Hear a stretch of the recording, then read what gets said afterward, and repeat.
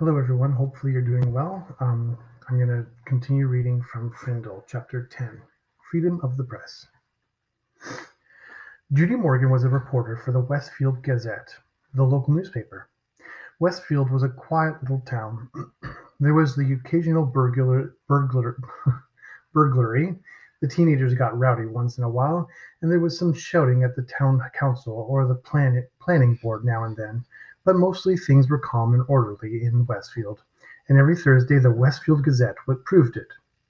Ted Bell sold advertisements for the paper, and he had a daughter in fourth grade at Lincoln Elementary.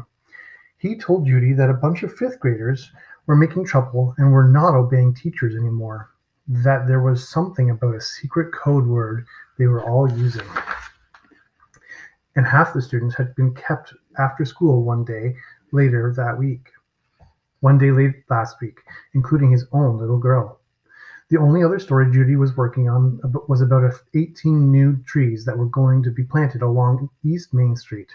The trees could wait. This thing at the elementary school sounded like a real story. So Judy Morgan showed up at Lincoln Elementary School at 3 o'clock the day after Mrs. Chatham had been to visit Nick's parents.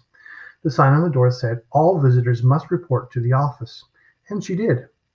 On the bulletin board outside the office, Judy saw Mrs. Granger's notice about the punishment for using the word "frindle." She stepped back 2 paces, aimed her camera at the notice, and snapped a photo. She read the notice once more, then she stepped into the office. Mrs. Freed, the school secretary, looked up and smiled. "May I help you?" "Yes, I'm sure you can. My name is Judy Morgan, and I work for the Westfield Gazette. I'd like to know about your poster outside the office, the one about the word "frindle." Who should I talk to?" Mrs. Freed stopped smiling. She was sick and tired of anything to do with that word. For the past week her phone had been ringing off the hook.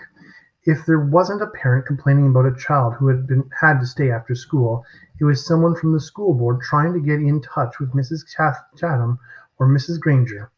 Mrs. Freed pursed her lips and narrowed her eyes. She said, "You'll have to speak with the principal. Let me see if Mrs. Chatham is free." She was. There wasn't a principal alive who won't find the time to talk to someone from the local newspaper. The reporter was invited into Mrs. Chatham's office. Judy noticed right away that the principal was not comfortable talking about this stuff.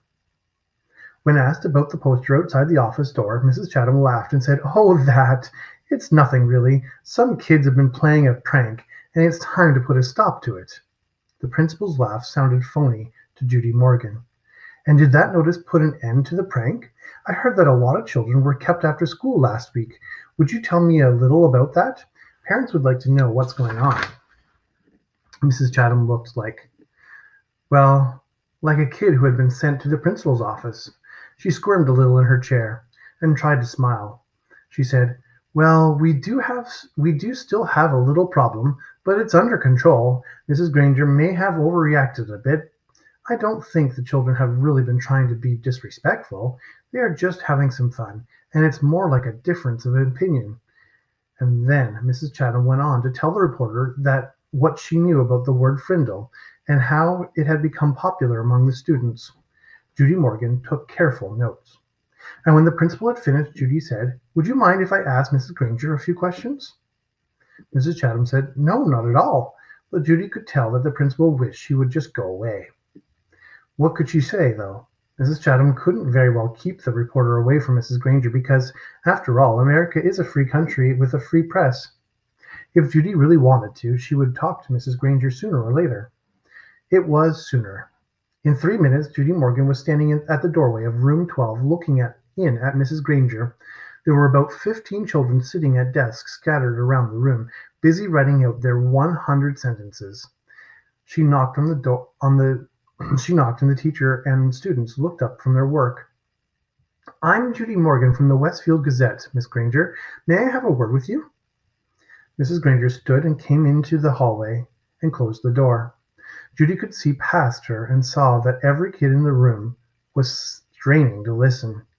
Judy noticed Mrs. Granger's eyes right away, gray, maybe flecked with a little gold, and very sharp, but not hard or mean, just bright and strong. The reporter didn't waste words. So I hear that you plan to stop the students from using their new word. How goes the battle? Mrs. Granger did not smile, and her eyes got even brighter. First of all, it is not a battle. I am merely helping my students to see that this foolishness should stop. Such a waste of time and thought. There is no reason to invent a new and useless word. They should they should each learn to use the words we already have. But of course, all of this is just a silly fad, and when you add an e to fad, you get fade. And I predict that this fad will fade. Judy looked up from her notepad and asked, "Any idea how it all got started?" Mrs. Granger's eyes seemed to almost catch on fire at that question, and she said, "Yes, I have a very good idea how it all got started. It was one young man's idea, a fifth-grade student named Nicholas Allen. And now you will have to excuse me, Mrs. Morgan, for I have papers I must grade." And with a brief, firm handshake, Mrs. Granger ended the interview. The reporter didn't leave right away. She walked back through the hallway and sat on the bench outside the office so she could look over her notes to make sure they all made sense. It took her about 5 minutes. Then Judy stood up, put her notebook into her large black purse, waved goodbye to a frowning Mrs. Freed, and headed out the door.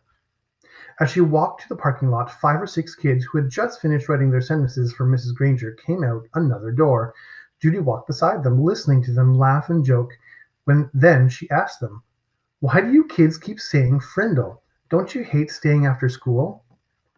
A boy who was almost falling over from the weight of his backpack looked up at her and smiled. "It's not so bad. There's always a bunch of my friends there. I've written that sentence 600 times now." And then the kids said Mrs. Granger didn't even look at their punishment papers anymore. They were sure because where you were supposed to write I am writing this punishment with a pen, everyone was writing the word Frindle every fourth or fifth sentence. And Mrs. Granger hadn't said anything. One girl bragged that she had written the word Frindle 45 times on her sheet today. She grinned and said, "That's a new record." "And this boy named Nick," Judy asked, "has he had to stay after school too?" The kids giggled, and a tall boy with reddish-brown hair and glasses said, "Mrs. Granger has kept Nick after school so much that everyone thinks she wants to adopt him." The reporter smiled and said, "Do you think I could find Nick and talk to him after this afternoon?" The boy looked at Judy for a second and then said, "I don't think Nick would want to talk to you right now. He might say something stupid and get himself in trouble." Then he grinned at his friends. The kids laughed and poked and punched each other and headed off down the block. Judy drove back to her office and started writing.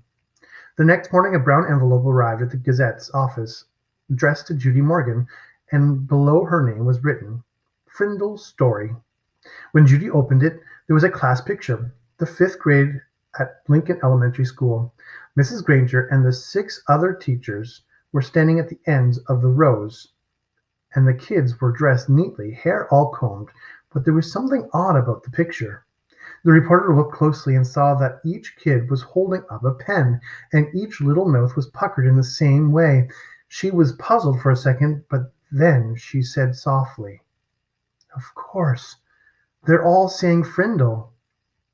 Written on the back of the picture in neat cursive was "Third row, fifth from the left." Judy looked at the picture, and there she saw the same grinning red-haired boy with glasses that she had talked to in the school parking lot yesterday. She chuckled and said, "Well, well, well, pleased to meet you, Mr. Nicholas Allen."